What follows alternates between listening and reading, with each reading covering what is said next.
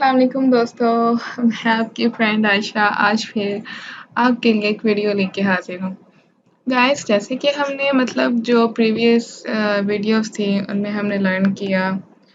ये देख लें फिर कल मैंने आपको पढ़ा के क्रॉस कर दिया था। एड्स मैनेजर के लिए मैं ये अकाउंट यूज़ नहीं करती, सो देन वही चीज़ दोबारा से आ गई। यहाँ पे मैं ये क्लियर करना चाहूँगी कि अगर आप अनफॉर्चुनेटली यूज़ कर रहे हैं और देन आपका लैपटॉप ठप हो जाता है, बंद हो जाता है, या कोई भी रीज़न आपको कहीं जाना पड़ जाता है, आप क्रॉस भी कर देते हैं, देन आप उसको रीओपन करोगे ना, तो आपकी जो कंपेन आपने चलाई होगी, कहीं पे भी स्टॉप की होगी, वो वैसे ही रीओपन हो जाएगी। ठीक है? अच्छा, अब आते हैं मेन बात की तरफ। देखिए फ्रेंड्स, इसमें मैं आज आपको थोड़ा-थोड़ा सा सब बताऊँगी, क्योंकि सब चीज़ें वही हैं, इसमें कुछ इतना ख़ास मुश्किल नहीं है एड्स को रन करना। इसमें मैं थोड़ा-सा आपको स्ट्रैटेजी से रिलेटेड भी बताऊँगी एड्स की, ठीक है? वो तो जो मैंने अभी तक आपको 4 एड्स रन करना बताया, brand awareness, reach and engagement के, लाइक एंड पोस्ट एंगेजमेंट के, ठीक है? उससे आपको आइडिया हो गया होगा कि जो बाकी के जो एड्स हैं वो कैसे चलाने हैं, कैसे रन करना है। तो दोस्तों, अगर बात की जाए ना इसकी एड्स को रन करने की, आप मेरे चैनल पे यूट्यूब देखोगे, किसी के चैनल पे भी यूट्यूब देखोगे, भाई हमें एड कैंपेन को रन करना सीखना है, वो आपको दिखा देगा ऐसे ऐसे ऐसे ऐसे, लेकिन मेन स्ट्रेटजी आपको कोई नहीं बताएगा। क्यों भाई? वो आपको अपना एक्सपीरियंस क्यों शेयर करे? क्यों वो आपको पकाई प्लेट में सारी खीर बना के दे दे? कोई होता है आजकल इतना अच्छा? खैर, मैं अच्छी तो नहीं हूँ, लेकिन हाँ, आज मैं आपके साथ अपना एक्सपीरियंस शेयर करने जा रही हूँ। सो ध्यान से सुनिएगा, आपका खुद का फ़ायदा है, और वीडियो का लास्ट मिनट तक देखिएगा। और जो इस चैनल पे न्यू हैं, वो प्लीज़ इस चैनल को सब्सक्राइब कर दें एंड देन बेल आइकन को लास्ट में प्रेस करिएगा, हमारी हर न्यू वीडियो से अपडेट रहने के लिए। क्योंकि हमने एड्स चलाने के साथ-साथ थोड़ी-सी चटपटी बातें भी करनी होती हैं, सो देन इसलिए। अच्छा चलें, मैं जस्ट मज़ाक कर रही थी, करते हैं बात। अब मेन पॉइंट की तरफ आते हैं। यहाँ पे मैं करती हूँ ब्रांड अवेयरनेस छोड़ें, लीड जनरेशन का ऐड खोलती हूँ।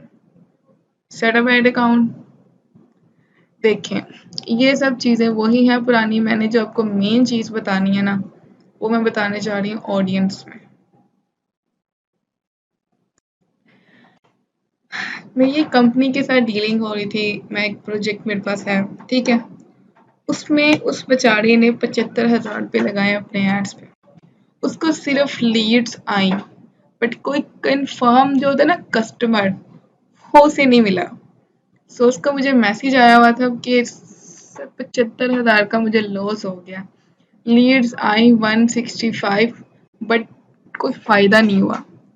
भाई देखो, आप एड्स चला रहे हो, क्या कर रहे हो? लोकेशन, चलो जी, मैं एड्स चलाती हूँ। जैसे ये जो जिनका जो पैसे ज़ाया होते हैं ना, पाकिस्तान सेलेक्ट करें, यूएसए सेलेक्ट करो भाई, यूके सेलेक्ट किया, साउथ अफ्रीका सेलेक्ट कर लो,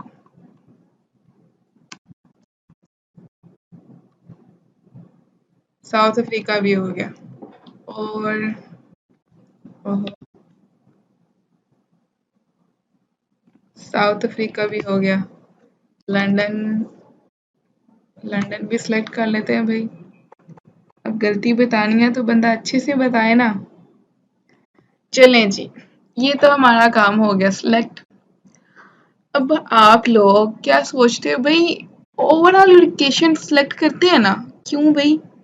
हमारी जो ब्रांड है उसकी अवेयरनेस आउट ऑफ कंट्री भी होगी यार, पाकिस्तान में सबको दिखाई जाएगी, हमें बड़ा बेनिफिट होगा। पागल हो? आप पाकिस्तान में दिखा रहे हो, आप यूएसए दिखा रहे हो, आप साउथ अफ्रीका दिखा रहे हो, लंदन दिखा रहे हो, पेरिस दिखा रहे हो, एक्सेट्रा एक्सेट्रा, क्या फ़ायदा होगा जब आपका प्रोडक्ट भी किसी स्पेसिफिक एरिया में दिखाने के लिए है? तो आप इतने फजूल के पंगे क्यों लेते हो? ठीक है, सॉरी टू से, बट रियलिटी यही है। आपके रिस्पॉन्स ना आने के, देखिए, अगर आप सेल करने के लिए बैठे हैं तो लोग खरीदने के लिए बैठे हैं। अगर आपने सेल करनी है तो लोगों को पता है कि आपने करनी है और लोग खरीदने के लिए बैठे हैं। आप लोग क्या करते हो जी, सब सिलेक्ट हो गया, जितने ज़्यादा लोग देखेंगे उतने कस्टमर आएंगे। ये सोच ही आपकी गलत होती है। अगर आपका जो मतलब कि ब्रांड है, आपका वो बिजनेस सिर्फ पाकिस्तान में है, तो और वो है भी ऐसा कि सिर्फ रिचेस्ट लोग उसको हिट कर सकते हैं, जो बहुत अमीर तरीन है, तो पूरे पाकिस्तान में पागल हो दिखा रहे हो कि ज्यादा पैसे आ गए तो फिर बिजनेस छोड़ो, उन्हीं पैसों से ऐशे करो। लाइक सीरियसली देखिए, अब मैं इसको करती हूँ क्रॉस, इसको करती हूँ क्रॉस, इसको करती हूँ क्रॉस। हम आते हैं पाकिस्तान में, पाकिस्तान को भी किया क्रॉस। आपका बिजनेस अभी कहाँ पे है? लाहौर में है या इस्लामाबाद में है? ठीक है, लाहौर लेते हैं जी, सॉरी, आपका बिजनेस लाहौर में है। जो आपका बिजनेस लाहौर में है और वो सिर्फ रिचेस्ट लोग उसको हिट कर सकते हैं, तो पूरे लाहौर में दिखाने का भी कोई फायदा नहीं है। आपके इस पे पैसे लगते हैं, आप क्या करते हैं, हर किसी को दिखा रहे होते हैं, इस पे क्या होता है, फायदा होता है? नहीं।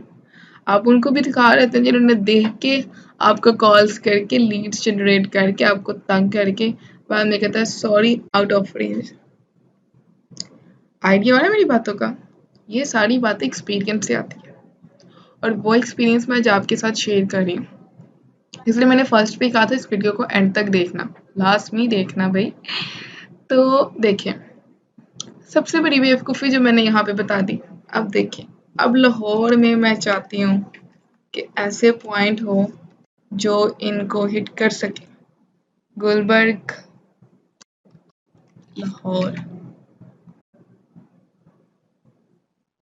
ठीक है, देन फैसल टाउन,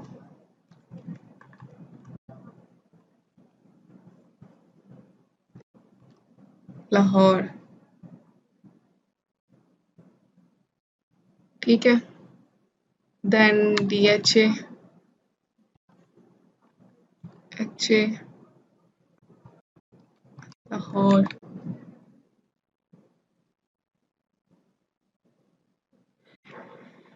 देखें, गुलबर्ग में कोई चुंगी वाला जाके नहीं रह रहा, फैसल टाउन में कोई 1000 या 20,000 कमाने वाला नहीं रह रहा, DHA में कोई भी 15,000 या 20 कमाने वाला नहीं रह रहा, ठीक है। अगर आप दिखाते पूरे लाहौर में,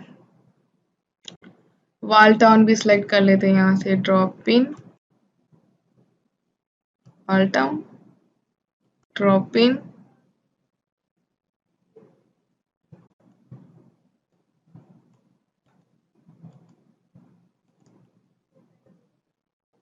मॉडल टाउन।